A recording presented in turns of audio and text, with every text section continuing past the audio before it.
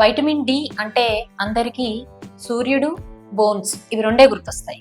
కానీ vitamin D ఆడవారికి, మగవారికి సంతాన లేమి సమస్యను క్రియేట్ చేస్తుంది అంటే నమ్మశక్యంగా ఉందా? కానీ నమ్మాలి.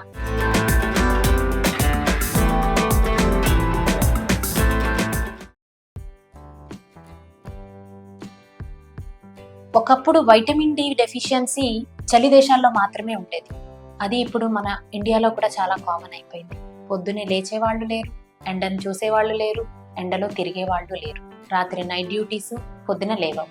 ఈ అన్ని సమస్యలతోటి వైటమిన్ డి డెఫిషియన్సీ చాలా చాలా చాలా ఎక్కువైపోతుంది. దీనివల్ల బోన్స్ మీద, బ్రెయిన్ మీద, ఇలాంటి మేజర్ అవయవాల మీదనే కాకుండా సంతానలేమి సమస్య ఆడవారిలో, మగవారిలో ఇద్దరిలో చాలా ఎక్కువైపోతుంది.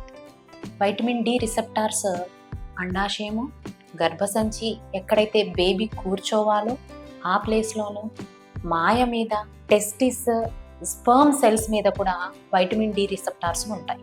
సో వైటమిన్ డి డెఫిషియన్సీ ఉండడం వల్ల ఆడవాళ్లలో, ఎస్పెషల్లీ పీసీఓడి ఉన్న వాళ్ళలో ఓవ్యులేటరీ డిస్టర్బెన్సెస్ అంటే అండము టైంకి రిలీజ్ అవ్వకపోవడం, రెండోది రిలీజ్ అయినా కూడా గర్భసంచి లేయర్లో లోపల ఎక్కడైతే బేబీ కూర్చోవాలో అక్కడ బేబీని పట్టుకునే శక్తి తగ్గిపోతుంది. సరే, ప్రెగ్నెన్సీ వచ్చిన తర్వాత కూడా మాయకి శక్తి లేకపోవడం వల్ల ప్రీటర్మ్ డెలివరీస్ అంటే కాన్పు పూర్తిగా 37 వారాలు నిండక ముందే నొప్పులు వచ్చి డెలివరీ అయిపోవడం, మిస్క్యారేజెస్ ఛాన్సెస్ ఎక్కువైపోవడం అంటే అబార్షన్ రేట్ ఎక్కువైపోవడం జరుగుతూ ఉంది.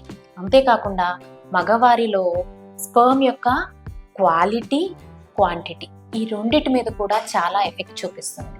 సో వైటమిన్ డి డెఫిషియన్సీ, సూర్యరశ్మికి ఎక్స్పోజ్ అవ్వడం అనేది చాలా లైట్గా తీసుకోకుండా కంపల్సరీ అందరూ పొద్దున వచ్చే 6 నుంచి 8 గంటల మధ్యలో ఉండే ఎండకు ఎక్స్పోజ్ అవ్వడం వల్ల వైటమిన్ డి డెఫిషియన్సీని తక్కువ చేసి దీనివల్ల అవసరం లేని కాంప్లికేషన్స్ని మనము ప్రివెంట్ చేయొచ్చు.